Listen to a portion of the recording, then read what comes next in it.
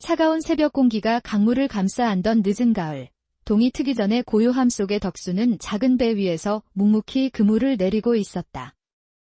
그의 손은 이미 수십 년간 강물과 씨름하며 굳은 살이 박여 있었고 낡은 도포자락은 그의 고된 삶을 말해주는 듯했다.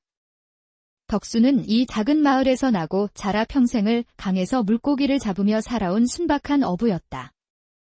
20해를 훌쩍 넘긴 나이에도 아직 혼례를 올리지 못한 그는 어둠이 거치지 않은 강 위에서 종종 알 수 없는 외로움을 느끼곤 했다. 그의 하루는 늘 강물처럼 고요하고 잔잔했다. 해가 뜨기 전 어스름한 새벽에 일어나 차가운 강물에 몸을 담그는 것은 그에게 오랜 습관이었다. 낡은 배를 타고 강 한가운데로 나아가 그물을 던지는 그의 동작은 숙련되고 노련했다. 그는 언제나 강에게 감사하는 마음으로 필요한 만큼만 물고기를 잡았다. 그날도 여느 때와 다름없이 그물을 당기던 덕수의 눈에 강물 위를 떠내려오는 무언가가 들어왔다.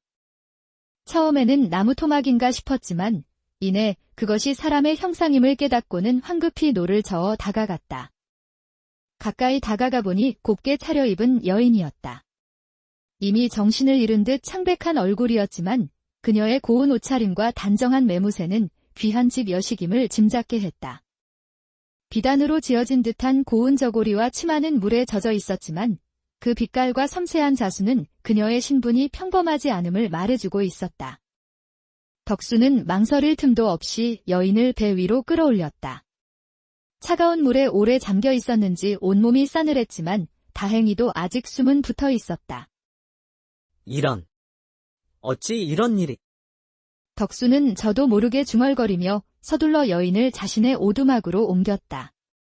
강가에 위태롭게 서 있는 자그마한 흙벽 오두막은 그의 전부였다. 그는 재빨리 불을 지펴 방을 덮이고 젖은 여인의 옷을 조심스럽게 벗겨낸 후 마른 옷으로 갈아입혔다.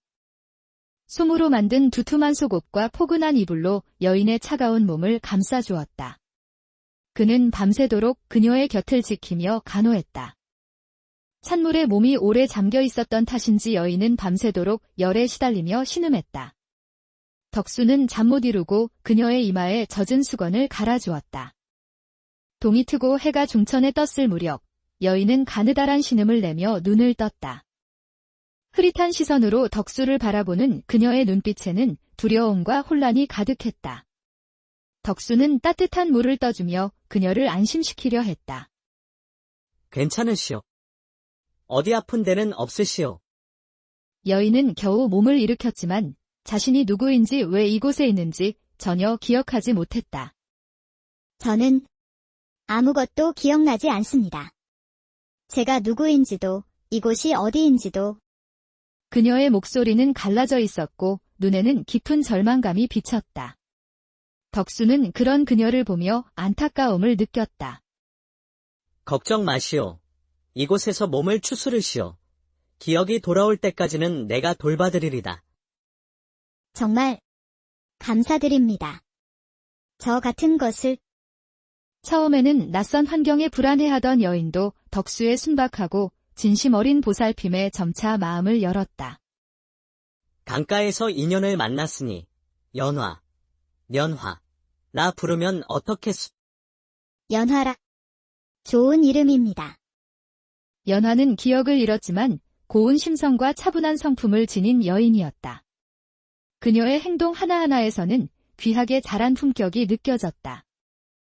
연화는 덕수의 오두막에서 강변의 작은 삶에 조금씩 적응해 나갔다. 해가 뜨면 덕구와 함께 물고기를 잡는 것을 돕고 저녁에는 서툰 솜씨로나마 끼니를 준비했다. 덕수님 덕분에 이렇게 작은 행복을 누릴 수 있네요. 연화의 존재는 덕수의 외롭던 삶에 따뜻한 온기를 불어넣었다. 그녀의 웃음소리가 오두막에 울려 퍼지고 그녀의 고운 손길이 닿는 곳마다 새로운 생기가 돌았다.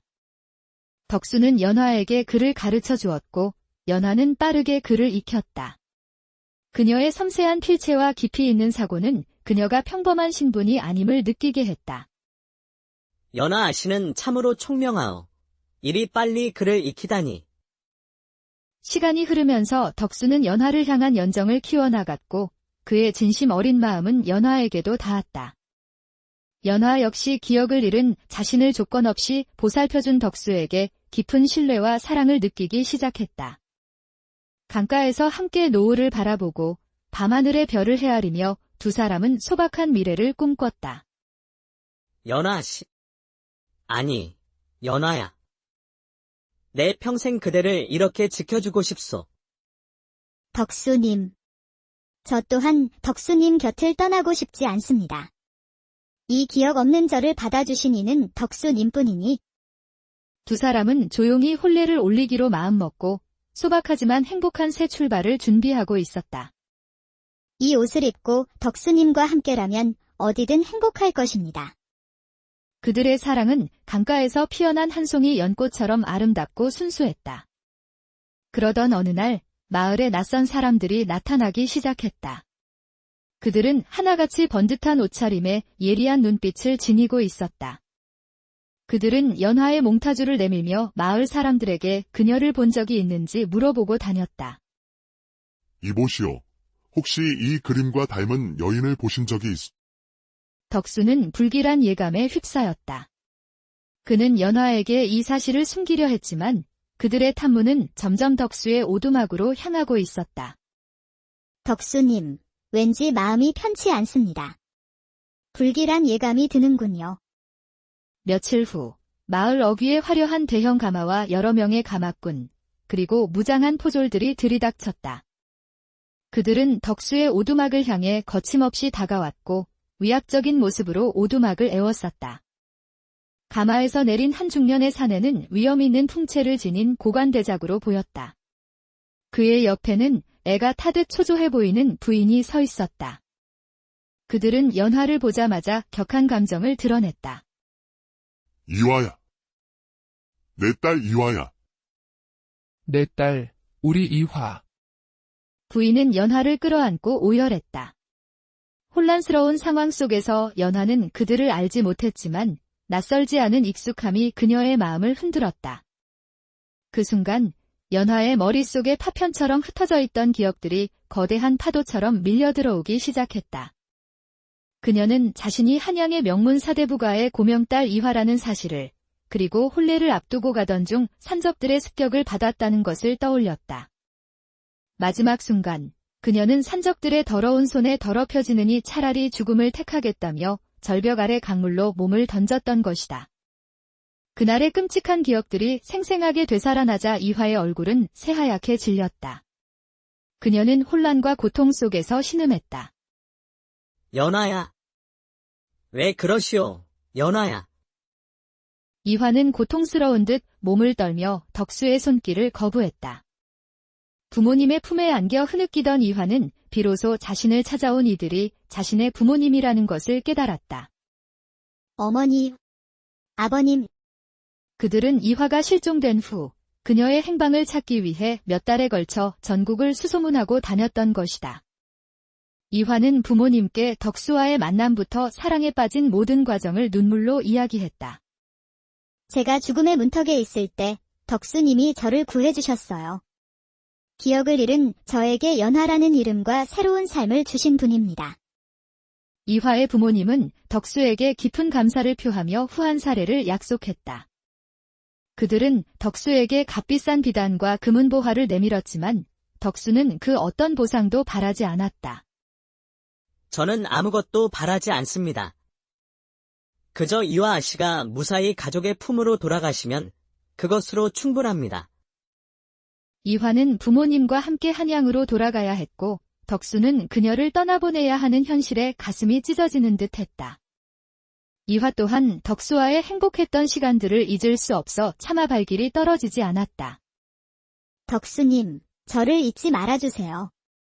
당신과의 시간들은 제게 평생 잊지 못할 추억이 될 것입니다.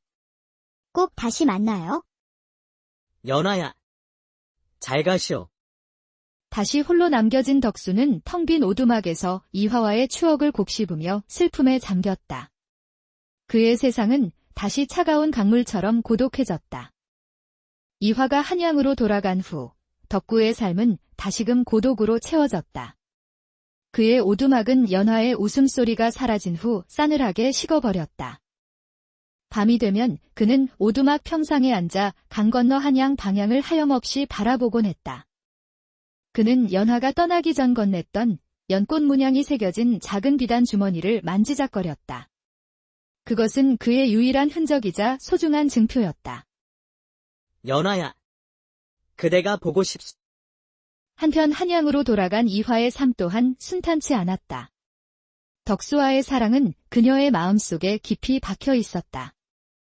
부모님은 그녀의 혼례를 서둘러 진행하려 했지만 이화는 덕수를 잊을 수 없었다. 어머님, 아버님. 소인에겐 덕수님 외에는 아무도 없습니다. 혼례는 올릴 수 없습니다. 이화는 시름시름 앓으며 몸져눕기까지 했다. 그녀의 얼굴은 창백했고 방에서는 밤마다 흐느끼는 소리가 들려왔다. 딸의 깊은 시름을 걱정하던 부모님은 결국 이화에게 덕수와의 모든 이야기를 듣게 되었다. 그분 없이는 단 하루도 살 수 없을 것 같아요. 제게 삶의 의미를 주신 분입니다. 자신들의 고명딸이 천한 어부와 사랑에 빠졌다는 사실에 처음에는 격분했지만 이화의 진심 어린 눈물에 점차 마음이 움직였다. 조선시대의 신분 제도 아래에서 양반가의 여식이 어부와 혼인하는 것은 가문의 명예가 걸린 문제였지만 부모는 딸의 행복을 외면할 수 없었다. 결국 이화의 부모님은 고심 끝에 중대한 결정을 내렸다. 그들은 사돈을 맺을 고관대작 집안에 찾아가 정중히 혼사를 취소했다. 저의 딸이 죽음의 위기에서 구원받았고 그 과정에서 진실된 사랑을 찾았습니다. 부디 이 어미 아비의 간절한 마음을 헤아려 주십시오. 그리고는 덕수를 양자로 삼아 이화와의 혼인을 진행하겠다고 밝혔다. 이는 당시로서는 전례 없는 파격적인 결정이었다. 그들은 덕수를 한양으로 불러들였다.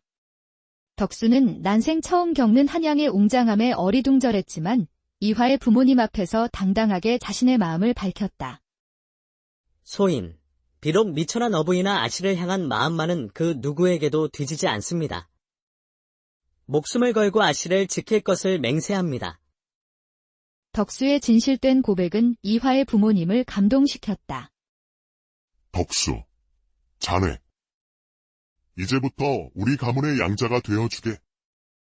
이화의 남편으로서, 우리 가문의 일원으로서 당당히 살아가게나. 덕수는 이제 이화 가문의 성을 따라 이덕수가 되었다. 그는 양반가의 복식과 예절을 배우며 새로운 신분에 적응해 나갔다. 덕수님, 힘드시죠? 제가 옆에서 도와드릴게요. 이화는 덕수의 곁에서 그를 돕고 격려하며 잃었던 웃음을 되찾았다. 마침내 덕수와 이화는 성대한 혼례를 올렸다. 수많은 하객들이 두 사람의 혼인을 축하하기 위해 모여들었다. 두 사람의 앞날에 늘 행복과 평화가 가득하기를 기원한다. 덕수는 이제 더 이상 강가의 어부가 아니었다. 그는 이화의 든든한 반려이자 양반가의 어엿한 사위가 되었다. 두 사람은 서로의 존재를 통해 진정한 행복을 찾았고 서로에게 가장 소중한 존재가 되었다. 이화, 그대가 내 곁에 있어 세상 모든 것이 아름답게 보이요. 덕수님, 저 또한 당신 없이는 행복을 알지 못했을 거예요. 당신이 저의 세상이고 저의 전부입니다. 두 사람은 서로의 눈빛 속에서 변치 않는 사랑을 확인했다. 그들은 함께 시를 짓고 그림을 그리며 서로의 마음을 채워나갔다. 혼인 후에도 변함없이 서로를 존중하고 아끼며 살아간 그들은 슬아의 아들, 딸을 두었고 자식들에게도 진정한 사랑의 가치를 가르쳤다. 너희는 서로를 귀하게 여기고 세상의 편견에 맞서 진정한 사랑을 지켜야 한다. 신분을 초월한 그들의 사랑 이야기는 후대에까지 전해지며 강물처럼 끊이지 않고 이어졌고 그들의 삶은 한편의 아름다운 이야기처럼 차가운 새벽 공기가 강물을 감싸 안던 늦은 가을, 동이 트기 전에 고요함 속의 덕수는 작은 배 위에서 묵묵히 그물을 내리고 있었다. 그의 손은 이미 수십 년간 강물과 씨름하며 굳은 살이 박여 있었고 낡은 도포자락은 그의 고된 삶을 말해주는 듯 했다. 덕수는 이 작은 마을에서 나고 자라 평생을 강에서 물고기를 잡으며 살아온 순박한 어부였다. 20해를 훌쩍 넘긴 나이에도 아직 혼례를 올리지 못한 그는 어둠이 거치지 않은 강 위에서 종종 알 수 없는 외로움을 느끼곤 했다. 그의 하루는 늘 강물처럼 고요하고 잔잔했다. 해가 뜨기 전 어스름한 새벽에 일어나 차가운 강물에 몸을 담그는 것은 그에게 오랜 습관이었다. 낡은 배를 타고 강 한가운데로 나아가 그물을 던지는 그의 동작은 숙련되고 노련했다. 그는 언제나 강에게 감사하는 마음으로 필요한 만큼만 물고기를 잡았다. 그날도 여느 때와 다름없이 그물을 당기던 덕수의 눈에 강물 위를 떠내려오는 무언가가 들어왔다. 처음에는 나무 토막인가 싶었지만 이내 그것이 사람의 형상임을 깨닫고는 황급히 노를 저어 다가갔다. 가까이 다가가 보니 곱게 차려입은 여인이었다. 이미 정신을 잃은 듯 창백한 얼굴이었지만 그녀의 고운 옷차림과 단정한 매무새는 귀한 집 여식임을 짐작게 했다. 비단으로 지어진 듯한 고운 저고리와 치마는 물에 젖어 있었지만 그 빛깔과 섬세한 자수는 그녀의 신분이 평범하지 않음을 말해주고 있었다. 덕수는 망설일 틈도 없이 여인을 배 위로 끌어올렸다. 차가운 물에 오래 잠겨 있었는지 온몸이 싸늘했지만 다행히도 아직 숨은 붙어 있었다. 이런. 어찌 이런 일이. 덕수는 저도 모르게 중얼거리며 서둘러 여인을 자신의 오두막으로 옮겼다. 강가에 위태롭게 서 있는 자그마한 흙벽 오두막은 그의 전부였다. 그는 재빨리 불을 지펴 방을 덮이고 젖은 여인의 옷을 조심스럽게 벗겨낸 후 마른 옷으로 갈아입혔다. 솜으로 만든 두툼한 속옷과 포근한 이불로 여인의 차가운 몸을 감싸주었다. 그는 밤새도록 그녀의 곁을 지키며 간호했다. 찬물에 몸이 오래 잠겨 있었던 탓인지 여인은 밤새도록 열에 시달리며 신음했다. 덕수는 잠 못 이루고 그녀의 이마에 젖은 수건을 갈아주었다. 동이 트고 해가 중천에 떴을 무렵 여인은 가느다란 신음을 내며 눈을 떴다. 흐릿한 시선으로 덕수를 바라보는 그녀의 눈빛에는 두려움과 혼란이 가득했다. 덕수는 따뜻한 물을 떠주며 그녀를 안심시키려 했다. 괜찮으시오. 어디 아픈 데는 없으시오. 여인은 겨우 몸을 일으켰지만 자신이 누구인지 왜 이곳에 있는지 전혀 기억하지 못했다. 저는 아무것도 기억나지 않습니다.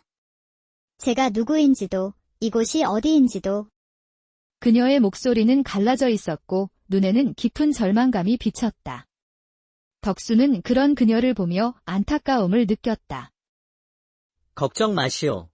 이곳에서 몸을 추스르시오. 기억이 돌아올 때까지는 내가 돌봐드리리다. 정말 감사드립니다. 저 같은 것을. 처음에는 낯선 환경에 불안해하던 여인도 덕수의 순박하고 진심 어린 보살핌에 점차 마음을 열었다. 강가에서 인연을 만났으니 연화, 연화라 부르면 어떻겠소? 연화라. 좋은 이름입니다.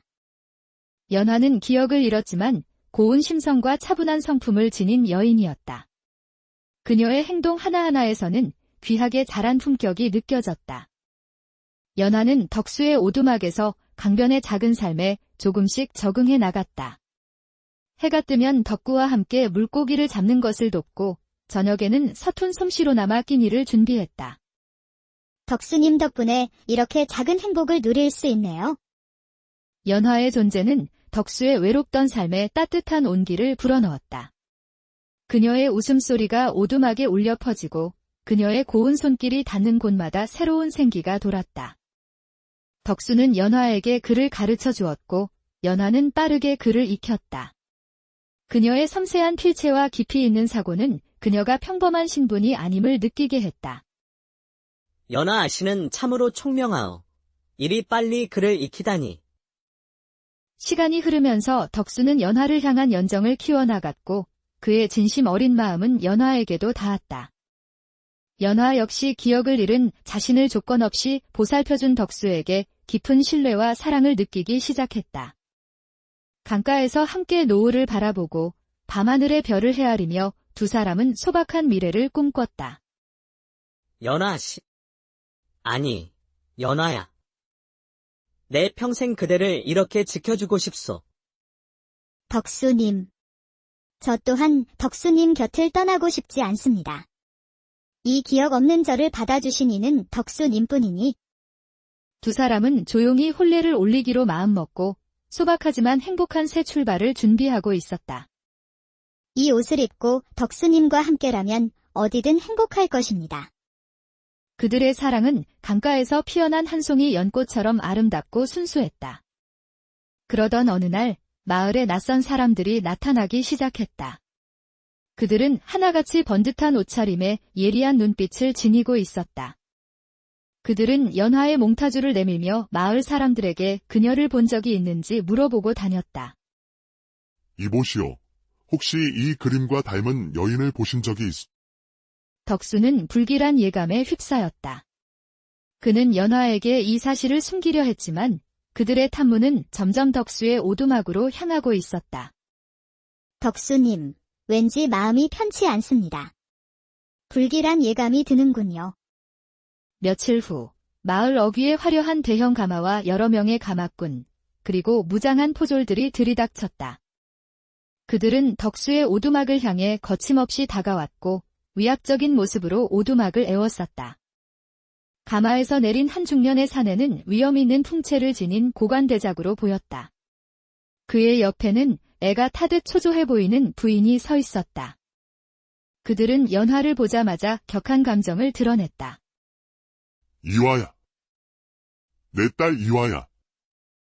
내 딸, 우리 이화. 부인은 연화를 끌어안고 오열했다. 혼란스러운 상황 속에서 연화는 그들을 알지 못했지만 낯설지 않은 익숙함이 그녀의 마음을 흔들었다. 그 순간 연화의 머릿속에 파편처럼 흩어져 있던 기억들이 거대한 파도처럼 밀려들어오기 시작했다. 그녀는 자신이 한양의 명문 사대부가의 고명딸 이화라는 사실을, 그리고 혼례를 앞두고 가던 중 산적들의 습격을 받았다는 것을 떠올렸다.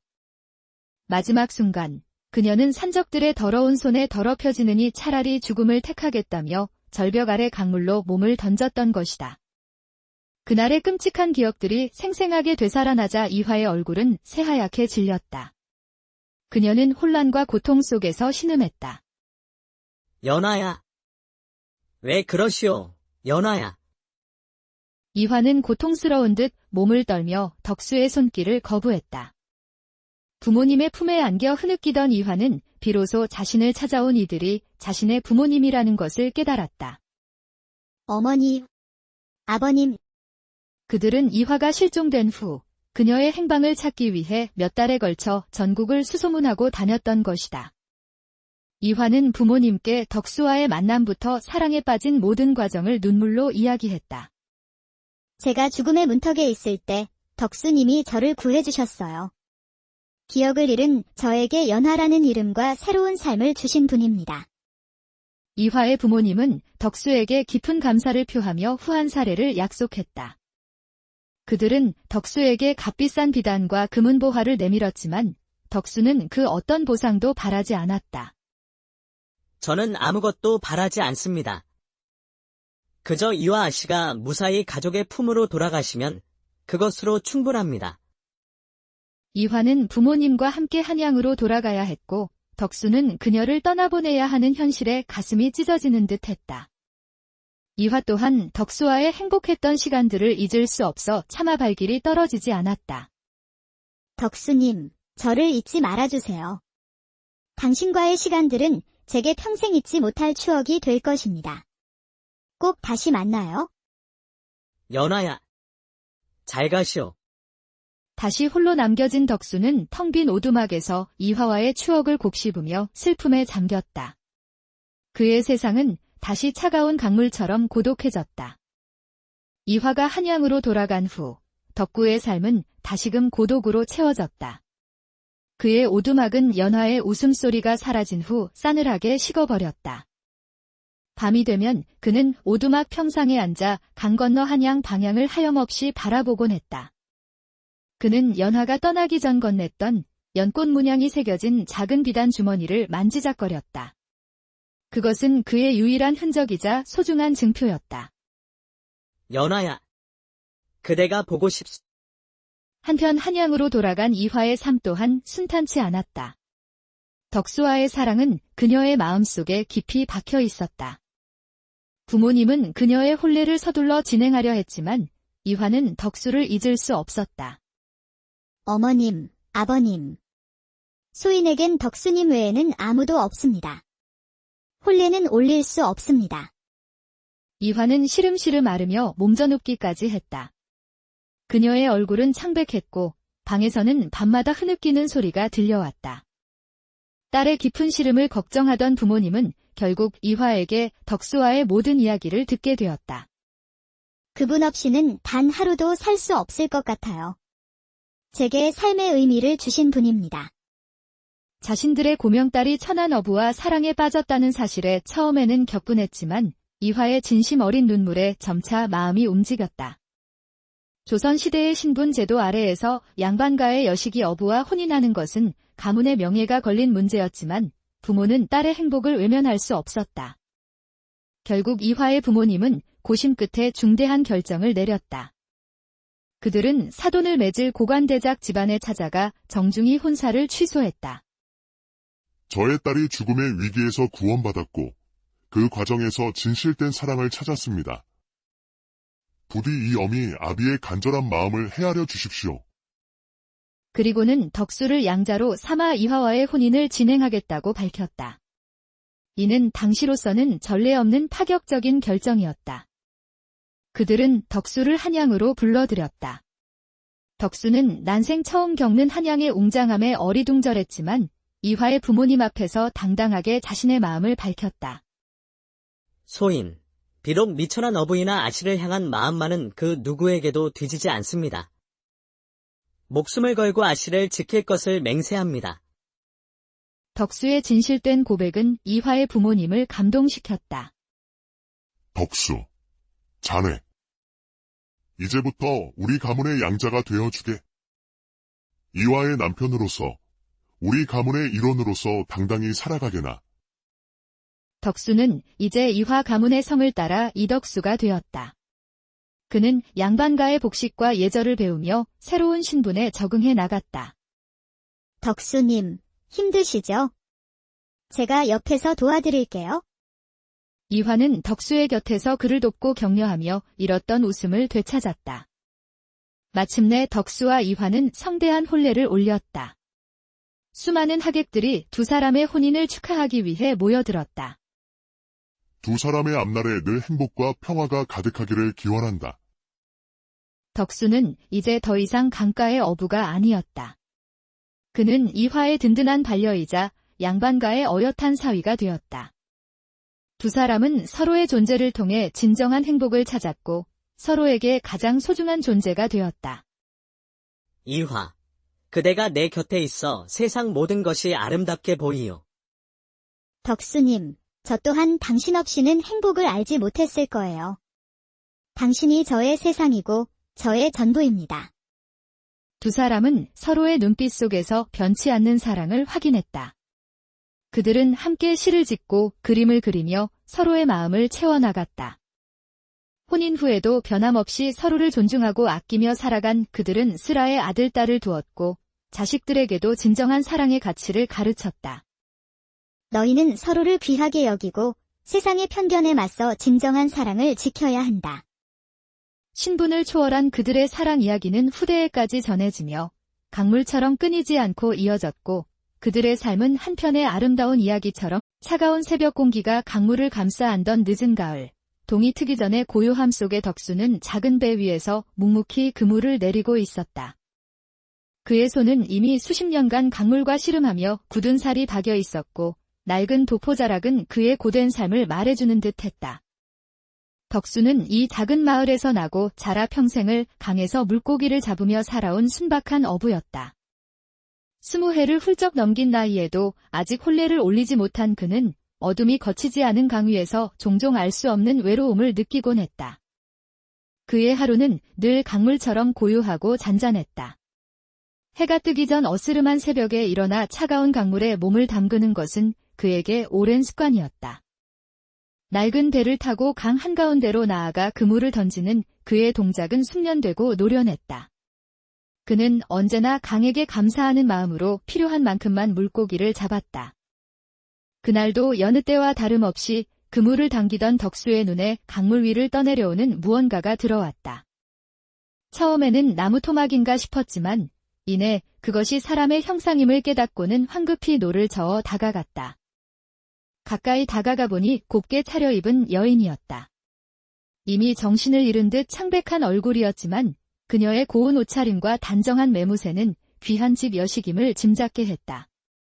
비단으로 지어진 듯한 고운 저고리와 치마는 물에 젖어 있었지만 그 빛깔과 섬세한 자수는 그녀의 신분이 평범하지 않음을 말해주고 있었다. 덕수는 망설일 틈도 없이 여인을 배 위로 끌어올렸다. 차가운 물에 오래 잠겨 있었는지 온몸이 싸늘했지만 다행히도 아직 숨은 붙어 있었다. 이런. 어찌 이런 일이.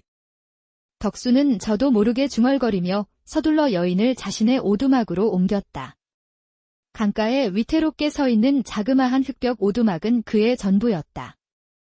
그는 재빨리 불을 지펴 방을 덮이고 젖은 여인의 옷을 조심스럽게 벗겨낸 후 마른 옷으로 갈아입혔다.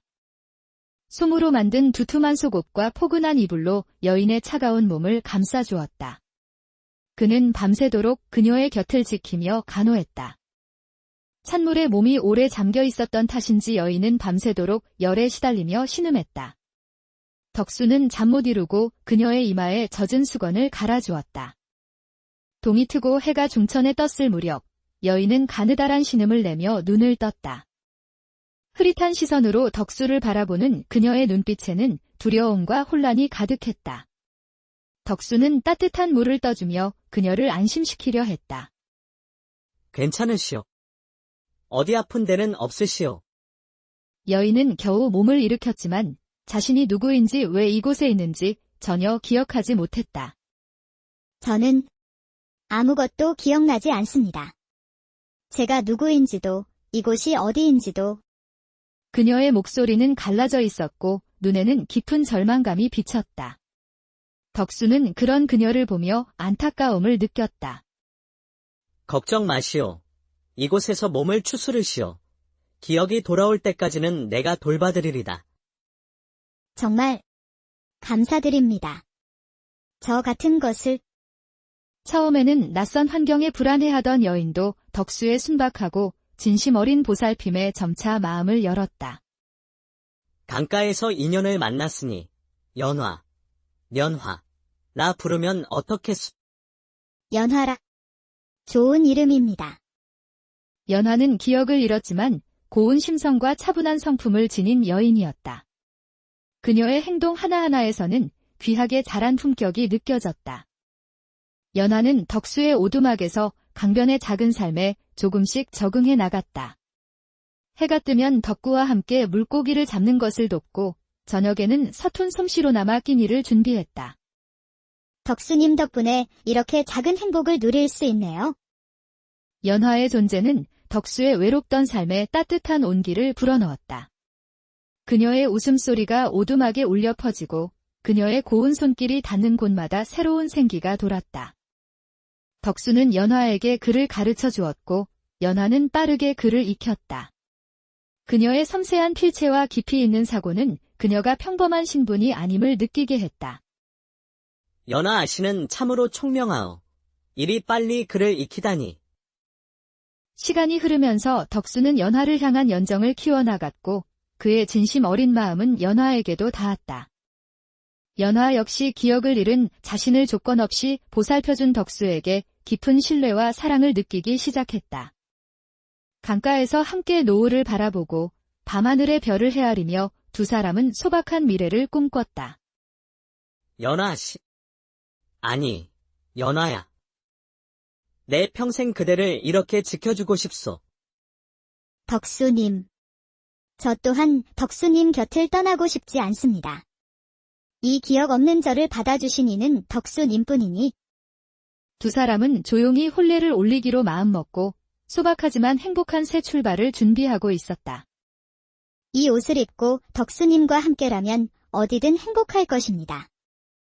그들의 사랑은 강가에서 피어난 한 송이 연꽃처럼 아름답고 순수했다.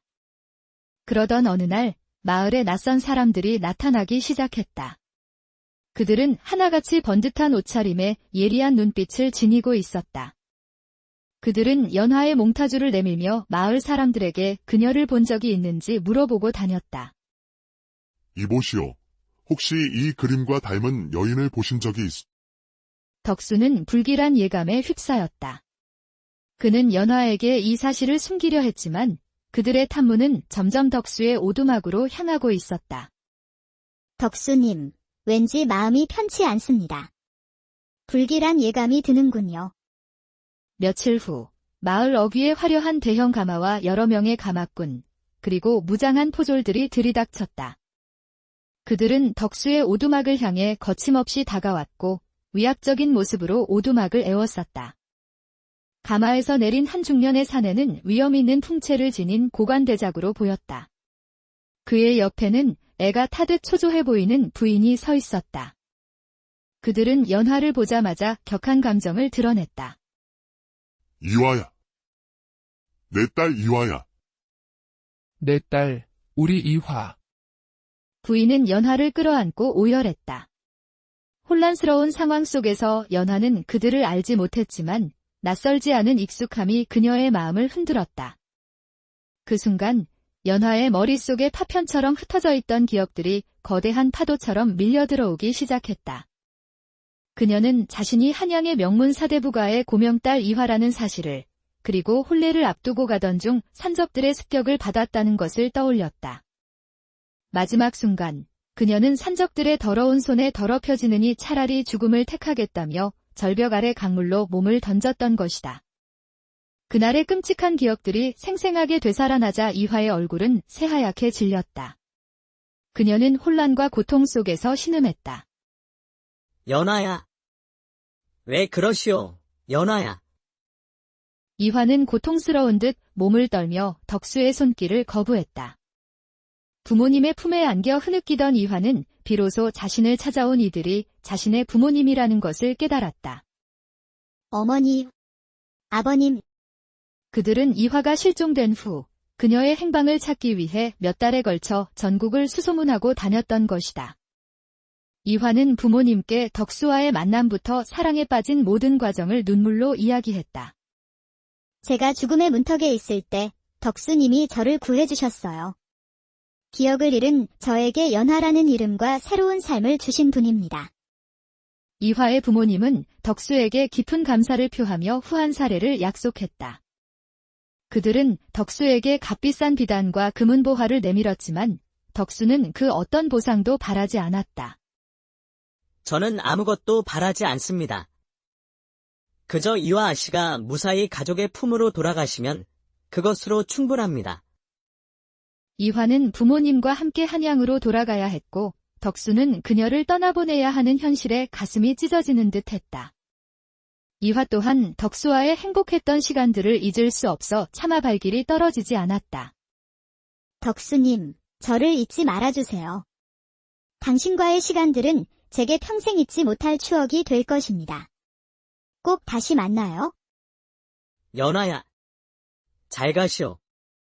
다시 홀로 남겨진 덕수는 텅 빈 오두막에서 이화와의 추억을 곱씹으며 슬픔에 잠겼다. 그의 세상은 다시 차가운 강물처럼 고독해졌다. 이화가 한양으로 돌아간 후 덕구의 삶은 다시금 고독으로 채워졌다. 그의 오두막은 연화의 웃음소리가 사라진 후 싸늘하게 식어버렸다. 밤이 되면 그는 오두막 평상에 앉아 강 건너 한양 방향을 하염없이 바라보곤 했다. 그는 연화가 떠나기 전 건넸던 연꽃 문양이 새겨진 작은 비단 주머니를 만지작거렸다. 그것은 그의 유일한 흔적이자 소중한 증표였다. 연화야. 그대가 보고 싶소. 한편 한양으로 돌아간 이화의 삶 또한 순탄치 않았다. 덕수와의 사랑은 그녀의 마음속에 깊이 박혀 있었다. 부모님은 그녀의 혼례를 서둘러 진행하려 했지만 이화는 덕수를 잊을 수 없었다. 어머님, 아버님. 소인에겐 덕수님 외에는 아무도 없습니다. 혼례는 올릴 수 없습니다. 이화는 시름시름 앓으며 몸져눕기까지 했다. 그녀의 얼굴은 창백했고 방에서는 밤마다 흐느끼는 소리가 들려왔다. 딸의 깊은 시름을 걱정하던 부모님은 결국 이화에게 덕수와의 모든 이야기를 듣게 되었다. 그분 없이는 단 하루도 살 수 없을 것 같아요. 제게 삶의 의미를 주신 분입니다. 자신들의 고명딸이 천한 어부와 사랑에 빠졌다는 사실에 처음에는 격분했지만 이화의 진심 어린 눈물에 점차 마음이 움직였다. 조선시대의 신분 제도 아래에서 양반가의 여식이 어부와 혼인하는 것은 가문의 명예가 걸린 문제였지만 부모는 딸의 행복을 외면할 수 없었다. 결국 이화의 부모님은 고심 끝에 중대한 결정을 내렸다. 그들은 사돈을 맺을 고관대작 집안에 찾아가 정중히 혼사를 취소했다. 저의 딸이 죽음의 위기에서 구원받았고 그 과정에서 진실된 사랑을 찾았습니다. 부디 이 어미 아비의 간절한 마음을 헤아려 주십시오. 그리고는 덕수를 양자로 삼아 이화와의 혼인을 진행하겠다고 밝혔다. 이는 당시로서는 전례 없는 파격적인 결정이었다. 그들은 덕수를 한양으로 불러들였다. 덕수는 난생 처음 겪는 한양의 웅장함에 어리둥절했지만 이화의 부모님 앞에서 당당하게 자신의 마음을 밝혔다. 소인, 비록 미천한 어부이나 아씨를 향한 마음만은 그 누구에게도 뒤지지 않습니다. 목숨을 걸고 아씨를 지킬 것을 맹세합니다. 덕수의 진실된 고백은 이화의 부모님을 감동시켰다. 덕수, 자네. 이제부터 우리 가문의 양자가 되어주게. 이화의 남편으로서, 우리 가문의 일원으로서 당당히 살아가게나. 덕수는 이제 이화 가문의 성을 따라 이덕수가 되었다. 그는 양반가의 복식과 예절을 배우며 새로운 신분에 적응해 나갔다. 덕수님, 힘드시죠? 제가 옆에서 도와드릴게요. 이화는 덕수의 곁에서 그를 돕고 격려하며 잃었던 웃음을 되찾았다. 마침내 덕수와 이화는 성대한 혼례를 올렸다. 수많은 하객들이 두 사람의 혼인을 축하하기 위해 모여들었다. 두 사람의 앞날에 늘 행복과 평화가 가득하기를 기원한다. 덕수는 이제 더 이상 강가의 어부가 아니었다. 그는 이화의 든든한 반려이자 양반가의 어엿한 사위가 되었다. 두 사람은 서로의 존재를 통해 진정한 행복을 찾았고 서로에게 가장 소중한 존재가 되었다. 이화, 그대가 내 곁에 있어 세상 모든 것이 아름답게 보이요. 덕수님, 저 또한 당신 없이는 행복을 알지 못했을 거예요. 당신이 저의 세상이고 저의 전부입니다. 두 사람은 서로의 눈빛 속에서 변치 않는 사랑을 확인했다. 그들은 함께 시를 짓고 그림을 그리며 서로의 마음을 채워나갔다. 혼인 후에도 변함없이 서로를 존중하고 아끼며 살아간 그들은 슬아의 아들, 딸을 두었고 자식들에게도 진정한 사랑의 가치를 가르쳤다. 너희는 서로를 귀하게 여기고 세상의 편견에 맞서 진정한 사랑을 지켜야 한다. 신분을 초월한 그들의 사랑 이야기는 후대에까지 전해지며 강물처럼 끊이지 않고 이어졌고 그들의 삶은 한편의 아름다운 이야기처럼 차가운 새벽 공기가 강물을 감싸 안던 늦은 가을, 동이 트기 전에 고요함 속의 덕수는 작은 배 위에서 묵묵히 그물을 내리고 있었다. 그의 손은 이미 수십 년간 강물과 씨름하며 굳은 살이 박여 있었고 낡은 도포자락은 그의 고된 삶을 말해주는 듯했다. 덕수는 이 작은 마을에서 나고 자라 평생을 강에서 물고기를 잡으며 살아온 순박한 어부였다. 20해를 훌쩍 넘긴 나이에도 아직 혼례를 올리지 못한 그는 어둠이 거치지 않은 강 위에서 종종 알 수 없는 외로움을 느끼곤 했다. 그의 하루는 늘 강물처럼 고요하고 잔잔했다.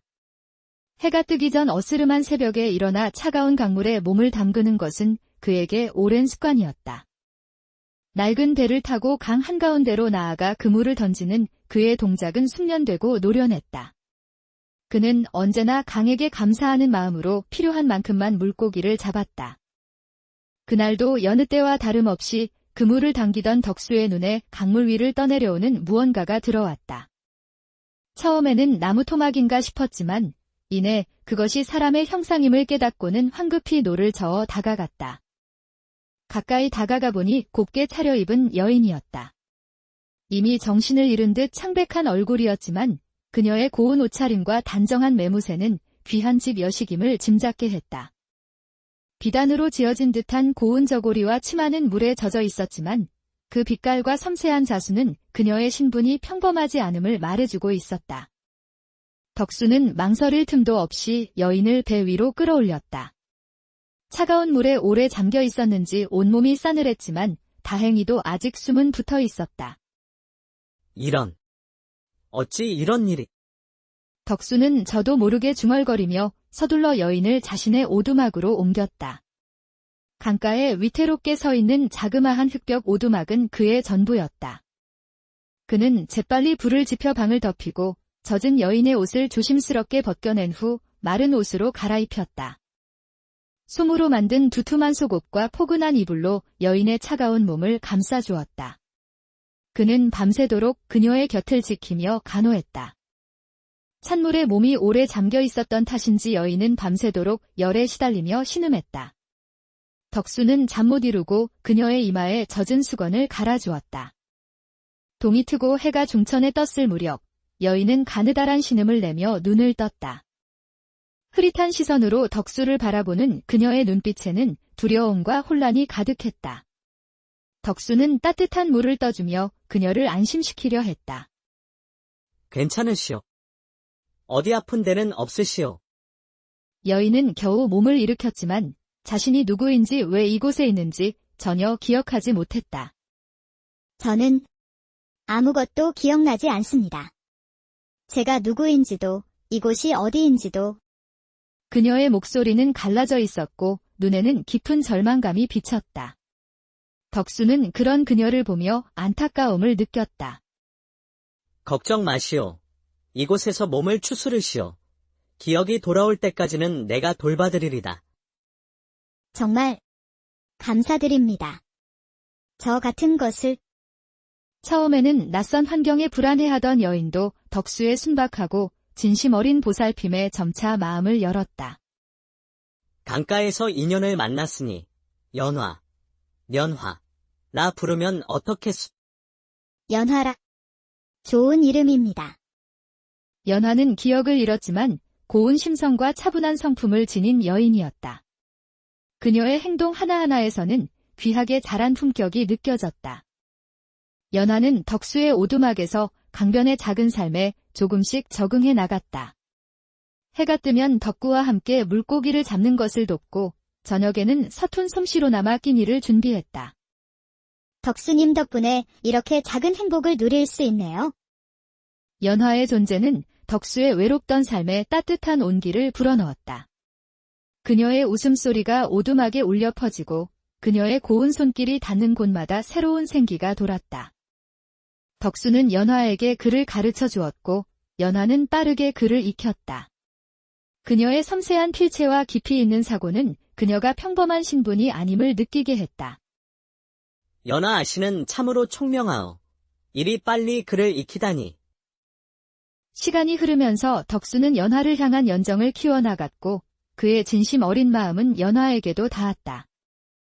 연화 역시 기억을 잃은 자신을 조건 없이 보살펴준 덕수에게 깊은 신뢰와 사랑을 느끼기 시작했다. 강가에서 함께 노을을 바라보고 밤하늘의 별을 헤아리며 두 사람은 소박한 미래를 꿈꿨다. 연화 아씨. 아니, 연화야. 내 평생 그대를 이렇게 지켜주고 싶소. 덕수님. 저 또한 덕수님 곁을 떠나고 싶지 않습니다.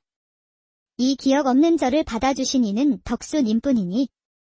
두 사람은 조용히 혼례를 올리기로 마음먹고 소박하지만 행복한 새 출발을 준비하고 있었다. 이 옷을 입고 덕수님과 함께라면 어디든 행복할 것입니다. 그들의 사랑은 강가에서 피어난 한 송이 연꽃처럼 아름답고 순수했다. 그러던 어느 날 마을에 낯선 사람들이 나타나기 시작했다. 그들은 하나같이 번듯한 옷차림에 예리한 눈빛을 지니고 있었다. 그들은 연화의 몽타주를 내밀며 마을 사람들에게 그녀를 본 적이 있는지 물어보고 다녔다. 이보시오. 혹시 이 그림과 닮은 여인을 보신 적이 있... 덕수는 불길한 예감에 휩싸였다. 그는 연화에게 이 사실을 숨기려 했지만 그들의 탐문은 점점 덕수의 오두막으로 향하고 있었다. 덕수님, 왠지 마음이 편치 않습니다. 불길한 예감이 드는군요.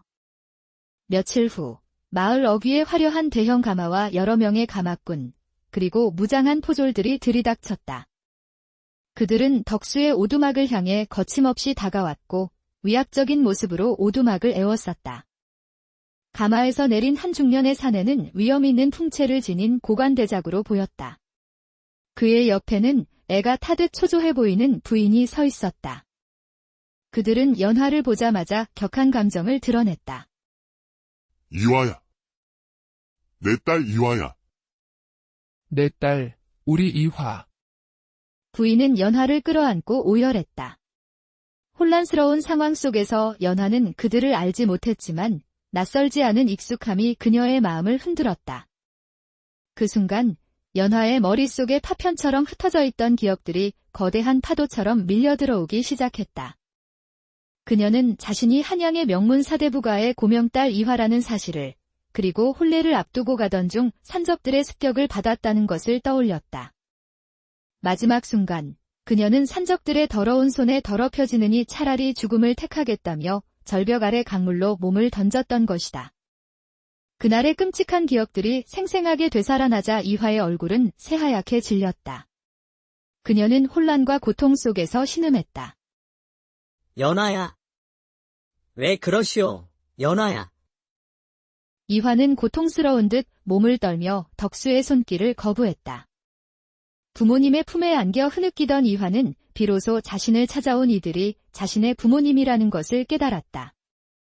어머니, 아버님, 그들은 이화가 실종된 후 그녀의 행방을 찾기 위해 몇 달에 걸쳐 전국을 수소문하고 다녔던 것이다. 이화는 부모님께 덕수와의 만남부터 사랑에 빠진 모든 과정을 눈물로 이야기했다. 제가 죽음의 문턱에 있을 때 덕수님이 저를 구해주셨어요. 기억을 잃은 저에게 연화라는 이름과 새로운 삶을 주신 분입니다. 이화의 부모님은 덕수에게 깊은 감사를 표하며 후한 사례를 약속했다. 그들은 덕수에게 값비싼 비단과 금은보화를 내밀었지만 덕수는 그 어떤 보상도 바라지 않았다. 저는 아무것도 바라지 않습니다. 그저 이화 아씨가 무사히 가족의 품으로 돌아가시면 그것으로 충분합니다. 이화는 부모님과 함께 한양으로 돌아가야 했고 덕수는 그녀를 떠나보내야 하는 현실에 가슴이 찢어지는 듯 했다. 이화 또한 덕수와의 행복했던 시간들을 잊을 수 없어 차마 발길이 떨어지지 않았다. 덕수님, 저를 잊지 말아주세요. 당신과의 시간들은 제게 평생 잊지 못할 추억이 될 것입니다. 꼭 다시 만나요. 연화야. 잘 가시오. 다시 홀로 남겨진 덕수는 텅 빈 오두막에서 이화와의 추억을 곱씹으며 슬픔에 잠겼다. 그의 세상은 다시 차가운 강물처럼 고독해졌다. 이화가 한양으로 돌아간 후 덕구의 삶은 다시금 고독으로 채워졌다. 그의 오두막은 연화의 웃음소리가 사라진 후 싸늘하게 식어버렸다. 밤이 되면 그는 오두막 평상에 앉아 강 건너 한양 방향을 하염없이 바라보곤 했다. 그는 연화가 떠나기 전 건넸던 연꽃 문양이 새겨진 작은 비단 주머니를 만지작거렸다. 그것은 그의 유일한 흔적이자 소중한 증표였다. 연화야. 그대가 보고 싶소. 한편 한양으로 돌아간 이화의 삶 또한 순탄치 않았다. 덕수와의 사랑은 그녀의 마음속에 깊이 박혀 있었다. 부모님은 그녀의 혼례를 서둘러 진행하려 했지만 이화는 덕수를 잊을 수 없었다. 어머님, 아버님. 소인에겐 덕수님 외에는 아무도 없습니다. 혼례는 올릴 수 없습니다. 이화는 시름시름 앓으며 몸져눕기까지 했다. 그녀의 얼굴은 창백했고 방에서는 밤마다 흐느끼는 소리가 들려왔다. 딸의 깊은 시름을 걱정하던 부모님은 결국 이화에게 덕수와의 모든 이야기를 듣게 되었다. 그분 없이는 단 하루도 살 수 없을 것 같아요. 제게 삶의 의미를 주신 분입니다. 자신들의 고명딸이 천한 어부와 사랑에 빠졌다는 사실에 처음에는 격분했지만 이화의 진심 어린 눈물에 점차 마음이 움직였다. 조선시대의 신분 제도 아래에서 양반가의 여식이 어부와 혼인하는 것은 가문의 명예가 걸린 문제였지만 부모는 딸의 행복을 외면할 수 없었다. 결국 이화의 부모님은 고심 끝에 중대한 결정을 내렸다. 그들은 사돈을 맺을 고관대작 집안에 찾아가 정중히 혼사를 취소했다. 저의 딸이 죽음의 위기에서 구원받았고 그 과정에서 진실된 사랑을 찾았습니다. 부디 이 어미 아비의 간절한 마음을 헤아려 주십시오. 그리고는 덕수를 양자로 삼아 이화와의 혼인을 진행하겠다고 밝혔다. 이는 당시로서는 전례 없는 파격적인 결정이었다. 그들은 덕수를 한양으로 불러들였다. 덕수는 난생 처음 겪는 한양의 웅장함에 어리둥절했지만 이화의 부모님 앞에서 당당하게 자신의 마음을 밝혔다. 소인, 비록 미천한 어부이나 아씨를 향한 마음만은 그 누구에게도 뒤지지 않습니다. 목숨을 걸고 아씨를 지킬 것을 맹세합니다. 덕수의 진실된 고백은 이화의 부모님을 감동시켰다. 덕수, 자네. 이제부터 우리 가문의 양자가 되어주게. 이화의 남편으로서, 우리 가문의 일원으로서 당당히 살아가게나. 덕수는 이제 이화 가문의 성을 따라 이덕수가 되었다. 그는 양반가의 복식과 예절을 배우며 새로운 신분에 적응해 나갔다. 덕수님, 힘드시죠? 제가 옆에서 도와드릴게요. 이화는 덕수의 곁에서 그를 돕고 격려하며 잃었던 웃음을 되찾았다. 마침내 덕수와 이화는 성대한 혼례를 올렸다. 수많은 하객들이 두 사람의 혼인을 축하하기 위해 모여들었다. 두 사람의 앞날에 늘 행복과 평화가 가득하기를 기원한다. 덕수는 이제 더 이상 강가의 어부가 아니었다. 그는 이화의 든든한 반려이자 양반가의 어엿한 사위가 되었다. 두 사람은 서로의 존재를 통해 진정한 행복을 찾았고 서로에게 가장 소중한 존재가 되었다. 이화, 그대가 내 곁에 있어 세상 모든 것이 아름답게 보이요. 덕수님, 저 또한 당신 없이는 행복을 알지 못했을 거예요. 당신이 저의 세상이고 저의 전부입니다. 두 사람은 서로의 눈빛 속에서 변치 않는 사랑을 확인했다. 그들은 함께 시를 짓고 그림을 그리며 서로의 마음을 채워나갔다. 혼인 후에도 변함없이 서로를 존중하고 아끼며 살아간 그들은 슬아의 아들, 딸을 두었고 자식들에게도 진정한 사랑의 가치를 가르쳤다. 너희는 서로를 귀하게 여기고 세상의 편견에 맞서 진정한 사랑을 지켜야 한다. 신분을 초월한 그들의 사랑 이야기는 후대에까지 전해지며 강물처럼 끊이지 않고 이어졌고 그들의 삶은 한편의 아름다운 이야기처럼 차가운 새벽 공기가 강물을 감싸 안던 늦은 가을, 동이 트기 전에 고요함 속의 덕수는 작은 배 위에서 묵묵히 그물을 내리고 있었다. 그의 손은 이미 수십 년간 강물과 씨름하며 굳은 살이 박여 있었고 낡은 도포자락은 그의 고된 삶을 말해주는 듯했다. 덕수는 이 작은 마을에서 나고 자라 평생을 강에서 물고기를 잡으며 살아온 순박한 어부였다. 20해를 훌쩍 넘긴 나이에도 아직 혼례를 올리지 못한 그는 어둠이 거치지 않은 강 위에서 종종 알 수 없는 외로움을 느끼곤 했다.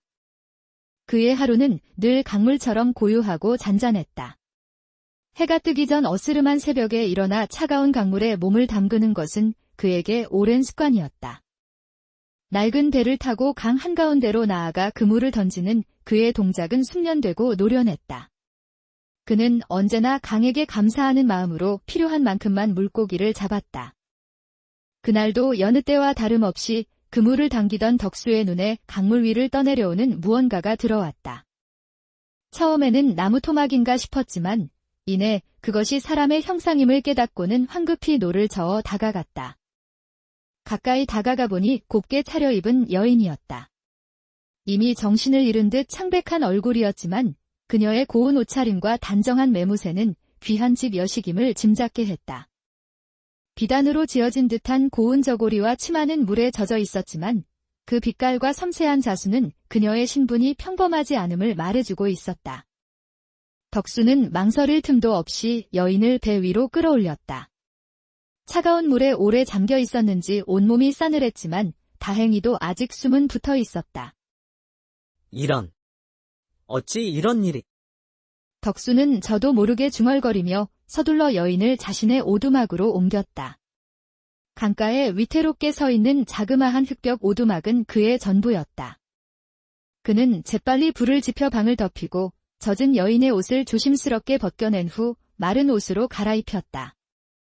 솜으로 만든 두툼한 속옷과 포근한 이불로 여인의 차가운 몸을 감싸주었다.